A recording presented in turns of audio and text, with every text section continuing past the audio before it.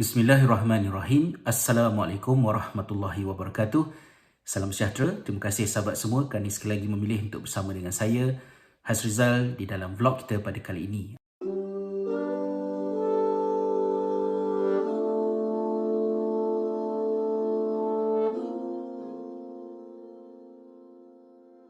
Di dalam buku Erti Beragama Yang Hilang, saya ada kongsikan sebuah kisah di bawah tajuk Kisah Orang Bertanya.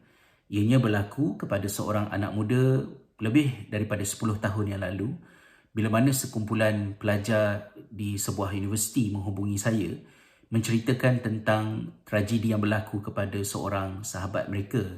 Anak muda ini yang baru mendapat kesedaran Islam, berjinak-jinak mula membaca Al-Quran, dan semasa membaca Al-Quran itu timbul beberapa pertanyaan. Salah satu daripada pertanyaan yang ada di fikiran anak muda tersebut ialah mengapa Islam membenarkan suami memukul isteri. Pertanyaan itu apabila diajukan kepada seseorang, saya tidak tahu siapakah orang yang ditanya, jawapan yang anak muda itu terima ialah benda ini Al-Quran cakap, kita sebagai orang Islam kena terima dan kena ikut. Kata-kata itu bukan jawapan. Ia adalah kenyataan yang membunuh soalan. Dan perbuatan membunuh soalan memberanakkan lebih banyak pertanyaan, persoalan dan kebingungan. Dan inilah yang berlaku kepada anak muda ini. Semakin banyak perkara yang menimbulkan kerunsingan dalam fikirannya, menjadikan dia tidak tenang, dan mungkin dengan niat yang baik, sebahagian daripada rakannya mencadangkan agar dia pergi ke Mekah untuk mengerjakan umrah. Walaupun ia merupakan satu amalan yang baik, tetapi dia tidak sesuai dengan anak muda ini dan masalah yang sedang dihadapinya. Ketika dia berada di Mekah, dia telah melihat beberapa kejadian yang menguji fikiran dan keimanannya. Dia melihat bagaimana pihak berwajib telah menyerbu orang yang menjual makanan di tepi jalan sehingga makanan itu tertumpah di atas tanah dengan penuh penganiayaan dan kesedihan.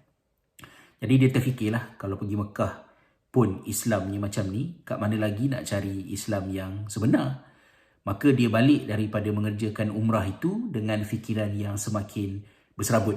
Dan mungkin kerana itu juga pertanyaan-pertanyaannya menjadi semakin agresif, dan akhirnya kawan dia kata, kamu ni bercakap dah macam bukan orang Islam. Dan bila kawannya sebut begitu, dia kata, okay, if you say so, kalau itu yang kamu cakap, then I no longer consider myself as a Muslim. Saya tidak lagi melihat diri saya sebagai seorang Muslim. Dia meninggalkan Islam. Suatu perkara yang sangat menyedihkan, mendukacitakan, dan lebih mendukacitakan lagi apabila sekumpulan pelajar apabila mengetahui tentang kes ini telah membuat leaflet dan mengedarkannya di kampus mengatakan bahawa budak ini telah murtad, dan dalam Islam hukuman murtad adalah hukuman bunuh.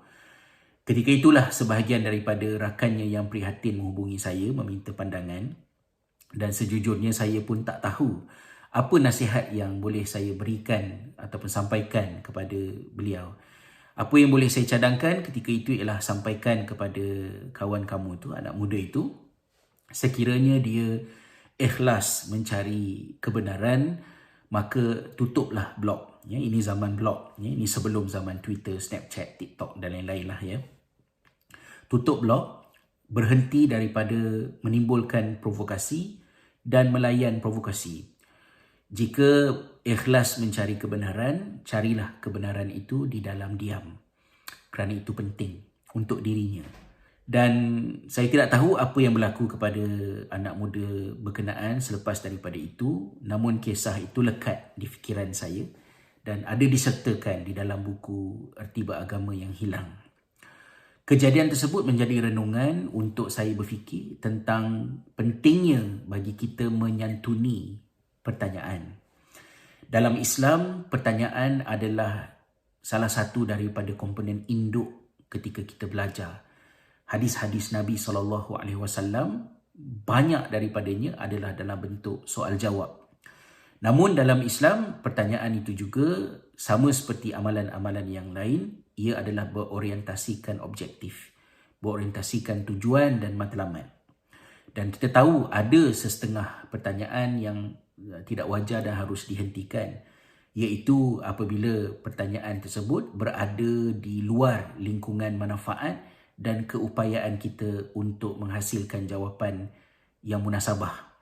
Contohnya dalam sepotong hadis daripada Abu Hurairah radhiyallahu anhu, Rasulullah sallallahu alaihi wasallam pernah bersabda, "Ya'ti asy-syaitanu ahadakum fayaqul man khalaqa kadza wa kadza hatta yaqula lahu man khalaqa rabbak fa idza balagha dhalik falyasta'iz billah wal yantahi." Kata Nabi sallallahu alaihi wasallam, syaitan datang kepada salah seorang daripada kamu dan dia berkata, "Siapa yang mencipta ini? Siapa yang mencipta ini?" Sehinggalah akhirnya dia berkata, "Siapa yang mencipta Tuhan kamu?" Bila mana sampai kepada peringkat itu, mohonlah perlindungan daripada Allah dan hentikan pertanyaan tersebut. Hadis ini memberitahu kepada kita bahawa walaupun dalam tradisi keilmuan Islam, belajar agama bersama dengan Nabi SAW, soal jawab itu amat digalakkan dan kita ada banyak contoh mengenainya.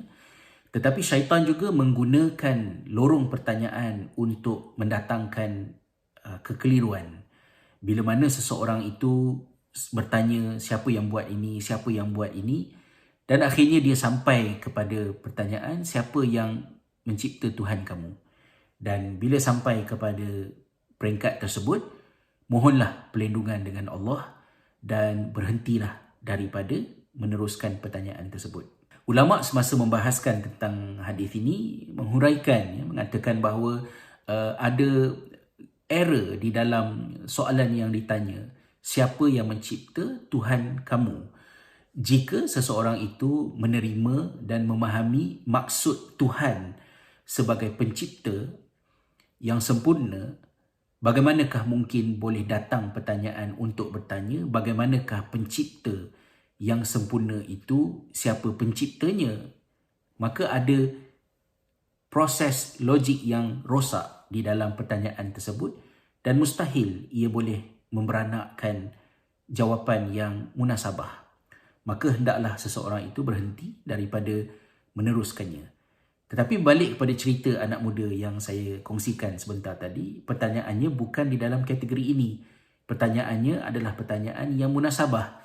Dia ingin tahu dan ingin faham mengapa berdasarkan pembacaan dan pemahaman dia itu, Islam kelihatannya seperti membenarkan seorang suami memukul isteri. Apa rasionalnya? Benarkah pemahaman tersebut?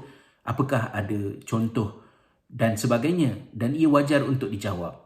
Tetapi kegagalan menyantuni pertanyaan, membunuh pertanyaan, hanya memberanakkan lebih banyak lagi persoalan.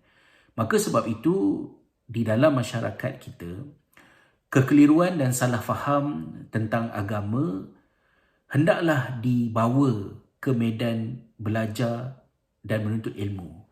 Jangan semua perkara diheret ke medan isu dan mengklasifikasikan kekeliruan, pertanyaan, permasalahan sentiasa di dalam perangkap binari antara A dan B, sama ada A dan B itu adalah kelompok, A dan B itu adalah aliran, A dan B itu adalah ideologi, mazhab dan sebagainya. Kerana ada ramai orang yang ada masalah berkaitan dengan isu-isu tersebut yang tidak peduli kepada A ataupun B. Mereka ada masalah dan mereka mencari jawapan kepada permasalahan tersebut. Mewujudkan suasana yang selamat untuk seseorang yang keliru itu bertanya dan mendapatkan jawapan itu adalah penting. Sebaliknya, kecenderungan masyarakat untuk mensensasikan apa-apa sahaja yang kontroversi, walaupun atas alasan membela maruah agama, mempertahankan yang benar, membuktikan siapa lebih bersalah daripada siapa, keadaan tersebut adalah lose-lose situation yang tidak memberikan kemenangan kepada sesiapa, bahkan mengundang kemusnahan dan pelbagai bencana dalam kehidupan. Maka berhati-hatilah di dalam menyantuni persoalan. Bukan sahaja soalan perlu dijawab, ada masa-masanya juga soalan perlu dibetulkan kerana soalan yang salah sukar untuk menatijahkan jawapan yang betul. Moga ada serba sedikit manfaat daripada perkongsian saya. Jangan lupa kongsikan komen maklum balas anda dan tekan butang loceng untuk mendapatkan notifikasi video-video saya yang selanjutnya. Hingga bertemu di kesempatan-kesempatan yang lain. InsyaAllah. Assalamualaikum warahmatullahi wabarakatuh.